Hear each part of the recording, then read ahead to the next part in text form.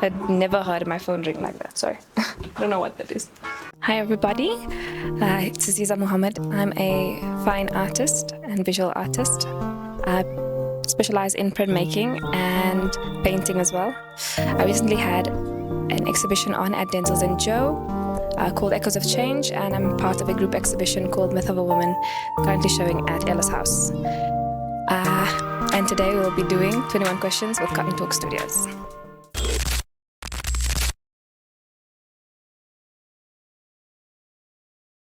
Oh wow. Okay, that's a lengthy one. I mean, it's generally different between each project. From conception, I would say there's a lot of introspection initially when you're generalizing, when you're forming the general idea or the first initial idea of a certain project.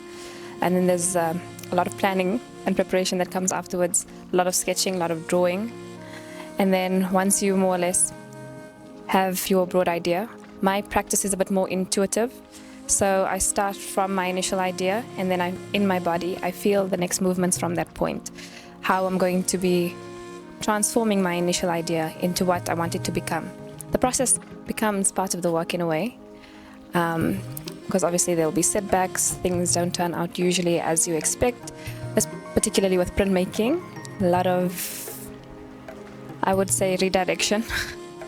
So from your initial idea, it becomes very different work from what you intended, but that's part of the process. Yeah, but I would say with me it is a bit more therapeutic because my process is so intuitive and I move from my body. So from my idea, we just transform it into what the movements are in my body, in that where I am in that space, in that particular moment, and then we go from there.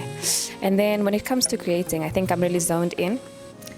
Once you're now transforming your initial sketches, your initial idea into something that's more material, into something that's more final, I would say I'm very focused, very zoned in. It's a very physical process, particularly with printmaking and larger scale works. So, yeah. Then you come into studio, you have to take all of things you learned in your conceptual process of your practice and implement that all now.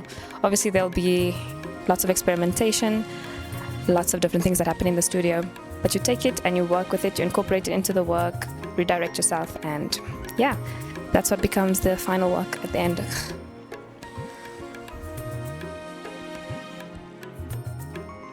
Tools or mediums?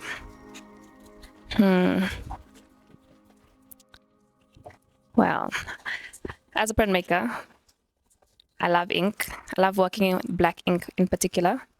I feel like I'm a bit of a purist in that way, and most of my practice is really focused on the different aspects and different languages of line.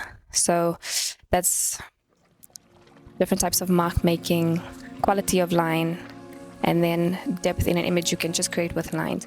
So I feel like that translates really well just with black ink. So whether that's relief oil-based ink for printmaking, acrylic inks, calligraphy ink, or black acrylic paint, I really do, yeah, anything black. And then printmaking, I feel like I'm really enjoying intaglio at the moment. Although I do have a knack for lino cut, I feel like I really enjoy the physical process of carving into the linoleum. Yeah, so those would be my favorite at the moment.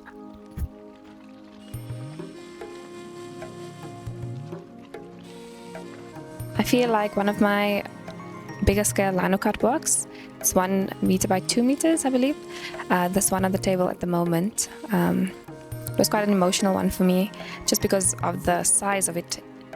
In the beginning, I worked from really large scale sketches, just papers on the floor from a huge reel of paper, and it started from there.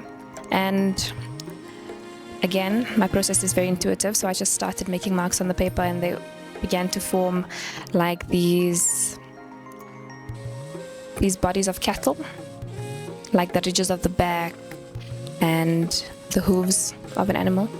And then it started from there. I then drew directly onto the lino from my initial sketches, and then carve directly into the lino. I used also quite heavy machinery. I used the grinder initially to grind into the lino, and then started carving from there. It was quite an involved process just because there's so much of an area to cover, and it was just a really emotional process for me just because I was in my body quite a bit. It was quite physically demanding, and I actually broke my toe in the process of making this work. So I did take a break from working on it for some time, and then I had to reintroduce myself into what the initial idea was. How do I move from that point and expand on my initial idea? Still currently working on it, but it should be final prints soon.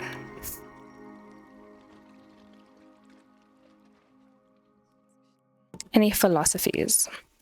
Well, movements are a different question. I feel like because we've learned so much of art history, there are so many movements that I think have impacted so many different artists and the way people work.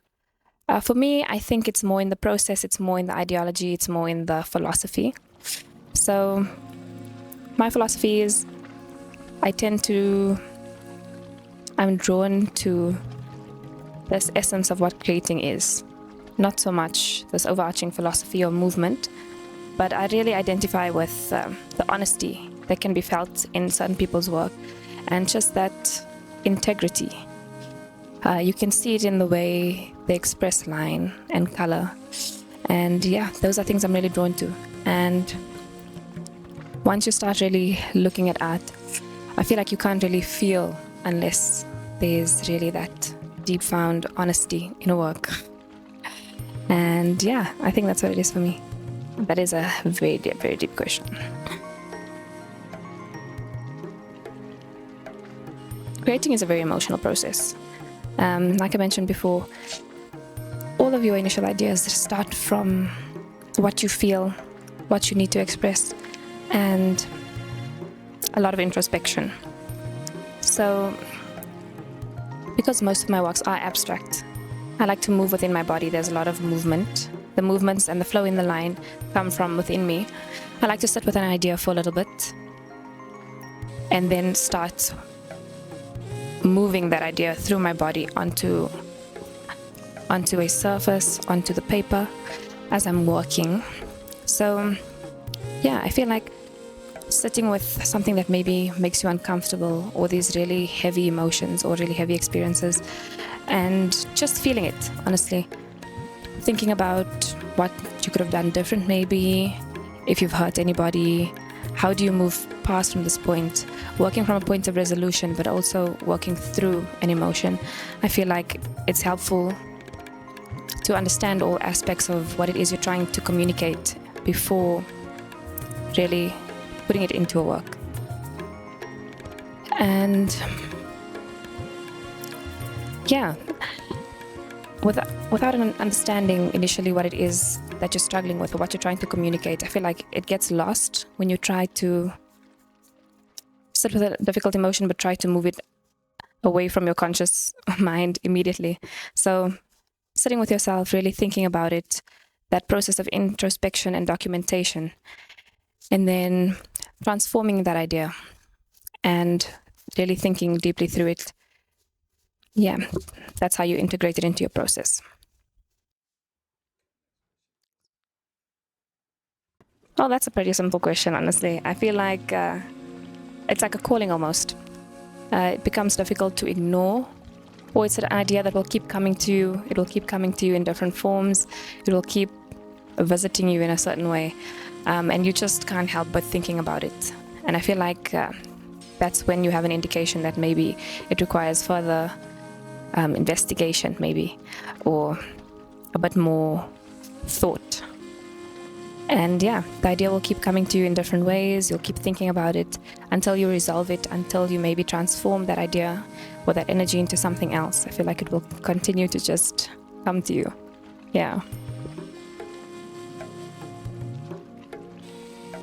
Practices. I feel like all of my work has been really relief-based up until this point, and I would like to maybe integrate some of my works into maybe sculpture going forward and create more larger scale works. At the moment, I feel like my process is very pedantic, and everything that I'm working from has usually been this close to my face for 90% of the time that I've been making it. So I feel like some of the detail gets lost when you step back, or it's displayed on a wall in a gallery or somewhere. So yeah, I think I'll be moving on to making but more larger scale works, and yeah, maybe looking into some sculpture going forward.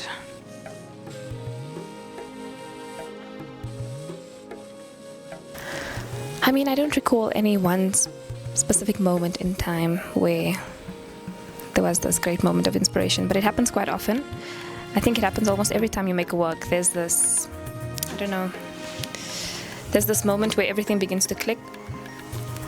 In the initial process, it seems like there's step 1, 2, 3, and as long as you follow the steps, you'll have a resolved and completed artwork at the end of it. I don't really feel like that's the case. There's always going to be setbacks in your process. There's always going to be redirection, misdirection, lots of mistakes, and things that you need to learn from and integrate into the next time you try. But every time you make a work, there's this moment of plateau, or like something. It's almost like you can't progress from this point. Your ideas are not coming together. Maybe you feel like it's not really communicating what you wanted to communicate.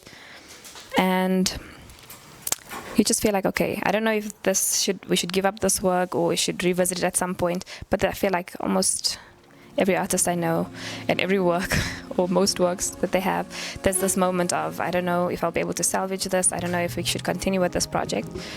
But once you look at it and sit with it for a bit longer, or just as you're working on it, you just keep working on it, because I don't think any work should be given up on. There's always some value to be found in any work. So yeah, there's always this moment while you're making a work. There's a point in your process where things aren't making sense to you, and at some point while you're working, everything just comes together. Things begin to make sense. Everything is just moving, and from that point, I feel like it just propels you onto the next step of the process. And yeah, beautiful things come from that point, I would say. Well, nature plays a really large role in my process, and it seems so far removed from nature. The forms that I usually depict, or maybe some of my works are very angular and sharp, but I spend a lot of time in nature. And most of my sketches, I don't really draw people as much. I draw plants, I draw trees, I sit and I do sketches wherever I am. And most of the time it's of plants that are growing through cracks in the pavement, or an interesting tree I found on the side of the road or in a park. So yes, I feel like my process is very heavily inspired by nature, the free movement and just its sense of being. It doesn't seem like you interact much with nature, particularly in the cities where we live. It sometimes can feel so far removed. If you think in your day, like, have I sat next to a tree today? When is the last time I've seen a large patch of grass? But yeah, you have to find those little moments when you can just find a place to sit in and around nature, have your feet touch the ground. And yeah, I just feel like nature has this sense of power, the silent dominion over things, and all life comes from there. So I feel like it's only my duty to honor that in my work and learn from it. Yeah, and give it that sense of honor and gratitude in my work.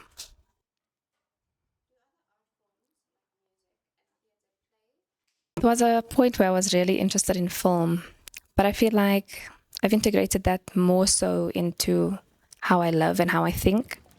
And ultimately, yes, that plays a part and a role in everything you make. Your praxis is fundamentally based on things that you consume. So any type of media, any type of music, images, even other artists' work that you're viewing, that you're consuming, it ultimately becomes a part of you and your work. It may not be as obvious, it may not be as cut and dry as that, but I feel like everything that you consume, everything you interact with, ultimately becomes a part of your work. Music, surprisingly, I never ever thought of myself as a music person or someone that enjoys music, but I found that I listen to lots of different genres of music, really broad and very different, from deep house to jazz to techno to rave to indigenous music. all of those different types of genres, I feel like, help you understand different facets of the world, different cultures, and different ways of making. The musicality, the way that instruments are expressed, I feel like that can be translated through line, through color. So yes, my practice is based somewhat on music.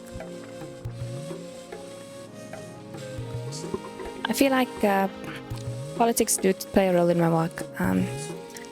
Listening to the news, reading articles, things like that, it's almost inescapable. You have to know what's happening in the world.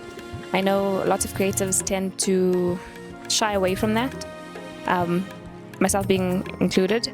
I feel like it's such a dire situation, and it's almost as if you can't help but watch certain crises and disasters unfold in the world, and it's almost as if you have no voice or really anything you can do to stop it. But I feel like that shouldn't give you this dire mentality, and you should try and focus on how you can be part of the solution, how you can make a change, how you can make a difference. And even though any change or contribution that you may make may seem really small in comparison, and that it doesn't really make a difference, but you really never know where your work can go, who it can inspire, who it can support, offer support to, offer hope to. So yeah, your work can travel really far beyond yourself, and I feel like we have to recognize and honor the world we live in and the people that we live amongst, and yeah, let that inform our work, let our work inform what's happening in the world as well.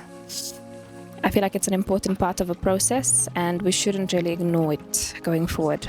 So yeah, I feel like as an artist myself, I would like to integrate more of that into my practice, and yeah, really look into and investigate how I can make a difference in the larger sense of the world.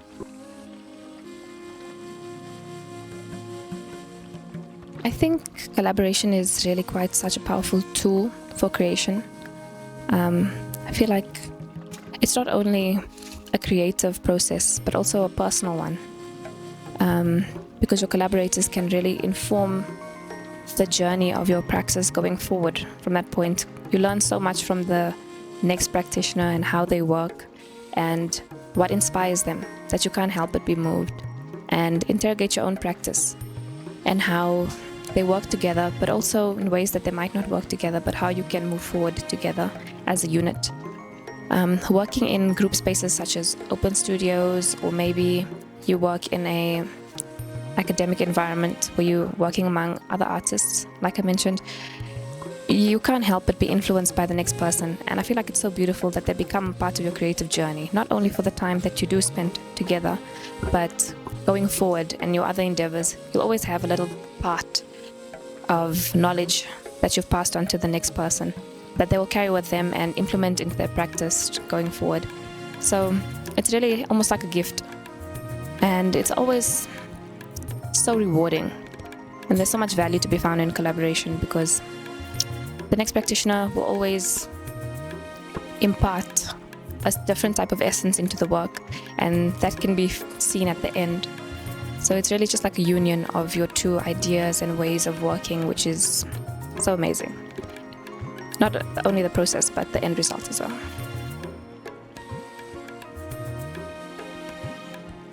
I feel like there's a lot of interchange of ideas in the world, and I feel like that's led to so many different inventions and ways of working. The way that information is disseminated and transformed, and different things created entirely from those interchange of ideas.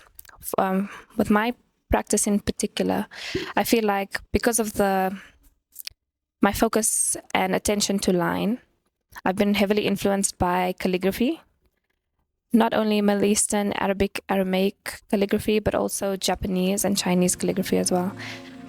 Most of my sketches start off from using the old calligraphy inks and brushes, and then those works are then turned into either prints or paintings.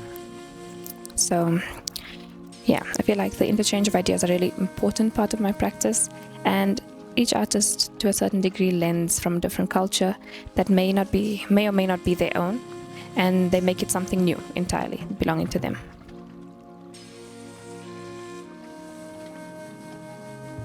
I feel like it took me quite a while to start selling my work.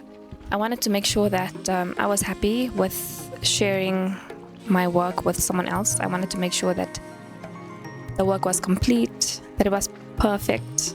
That was my initial frame of thinking. So it took me quite some time to feel ready enough, or that my work was worthy of being shared or owned by someone else. I felt like it needed to meet a certain standard. I only started selling my work quite recently, when I felt that my practice and process has been somewhat refined, and that the quality of my work was good enough for me to consider selling it.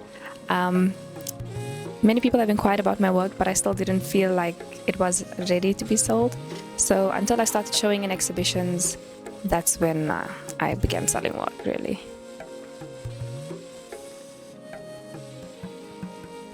For myself, I feel like these days Instagram has been a really powerful tool many artists have used and implemented into part of their process, because as an artist, I feel like documenting your work is such an important part, not only of creating, but also of the process of making. Documenting anything is quite a big part of your work. So it is a really useful tool in documenting your process and sharing it with people, because I feel like many people are really interested in not only the end result of a work, but how it was made. It also gives you that much more value to see how much work goes into a print or into a painting, how much preparation and how much physical man hours go into a single work. But I feel like, there's so much more eyes on Instagram. It's a lot more easily accessible than going to a gallery, I feel, which can be a bit of a place of contention, and many people feel like they don't really have access. It has this air of exclusivity. Many people aren't comfortable going in or knowing how to engage with the work, and I feel like Instagram allows people the opportunity to do that without really that much judgment or, second guessing really anything. They just can scroll, click engage much easily.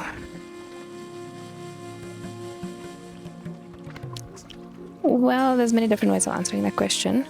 In terms of being part of an exhibition, I feel like there's a lot of prep work, but as long as you have somewhat refined your process and way of working, and you have final works that are framed and ready to go, an exhibition becomes a bit less daunting. You know your way of working, you know that your work needs to be presented in a certain way, it needs to be labeled. I think my advice would be, make sure that all the information that is required by curators or gallerists are easily accessible. I'm working on a register in studio to document and list the titles of my work, the sizes, and how it's to be presented. So when that information is requested, it's a bit easier. Being part of an art fair or exhibition, I feel like in some spaces it can be a bit of a difficult procedure, because maybe your work isn't presented as you would like it to, or gallerist or a gallery that's representing you might not always listen to your vision and of how your work once needs to be shared with people. So that can be a bit difficult sometimes to communicate and balance. But ultimately, I feel like it's a rewarding experience, and as long as you stay assertive and maintain that level ground of how you want your work to be shared and how you'd like people to view it and things like that, it becomes a bit more of an easy process. I feel like lots of online transactions, there's more interest online because there's more people that have access to view the work. So many people will inquire about the work, but I don't think it necessarily leads to sales. I feel like viewing work in a gallery or in a material space is so much more rewarding. And I feel like there's a different level of engagement if you're in front of a work in person than if you were to just see it on your screen, on your phone. Because the scale of a work really plays into how you experience it. So yeah, seeing a work in person, I think, definitely leads to more interest and sales, just because of the profound effect and level of engagement that you can have while being in the physical presence of a work, rather than just seeing it on a screen. Certain details also don't really get translated as well. But yeah, that's been my experience thus far. Because my work is currently on latitudes online at the moment, so I feel like many people will express interest in the work, but thus far I don't think there's been as many sales as there have been for the same works that are in galleries.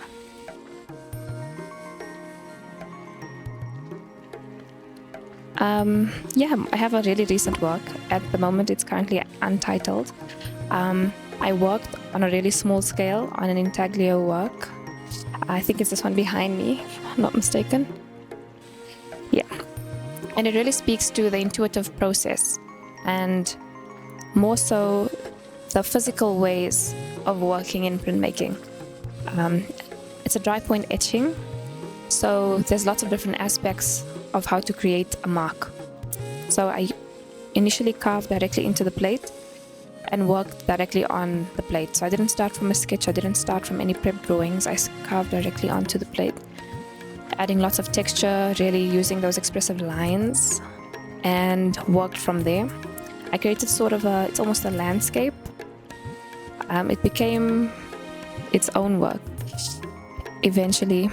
And then I etched it in acid at some point, and it just took on a form of its own, I think. I printed it a few times, reworked it, added a bit more line, added a bit more shadow, carved into some areas, and etched it another time. And then I think I printed a few different ones on reclaimed paper, pre-used paper, and damaged paper. So I try to incorporate sustainability into my work as well. And I'm currently experimenting on how to reuse materials and get the most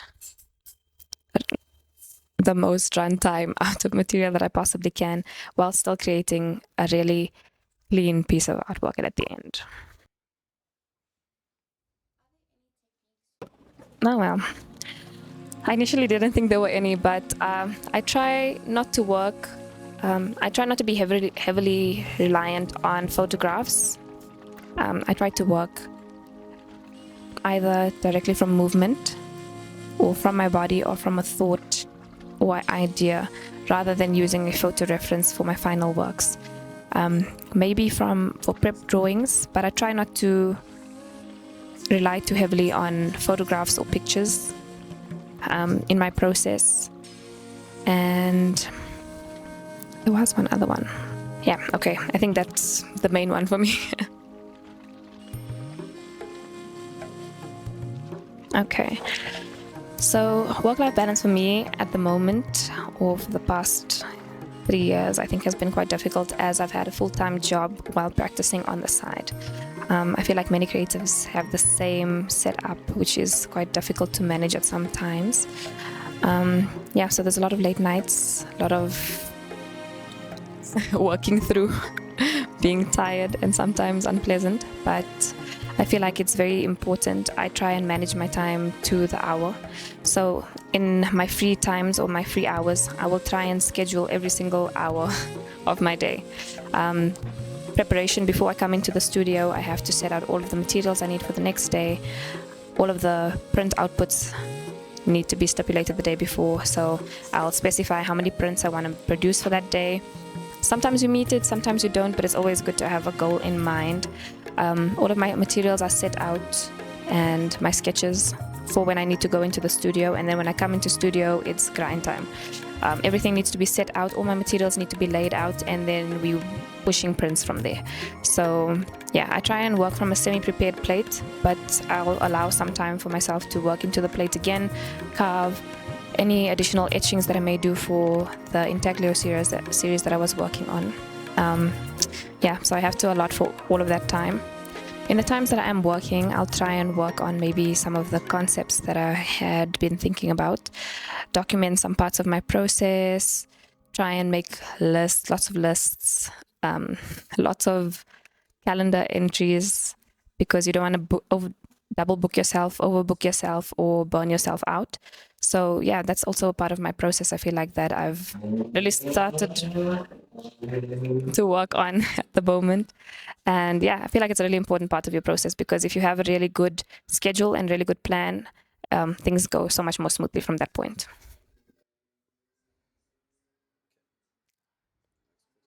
I feel like art is a calling, really.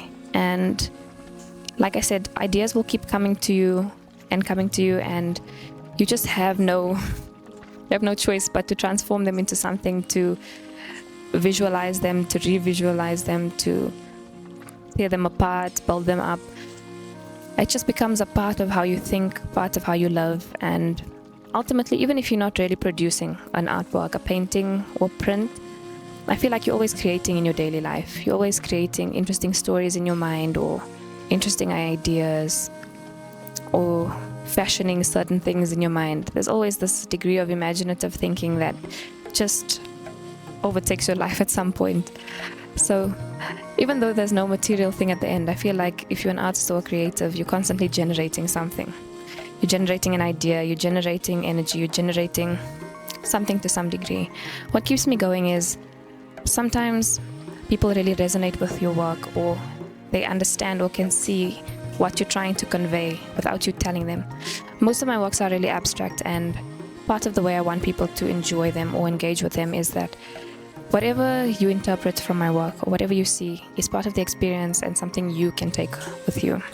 It gives so many more people that much more access to a work without any conceptual framing, which some people find controversial, but I think ultimately it allows everybody an equal opportunity to engage with the work without any preconceptions, without any pre-stipulated limits of what it can be or what it is.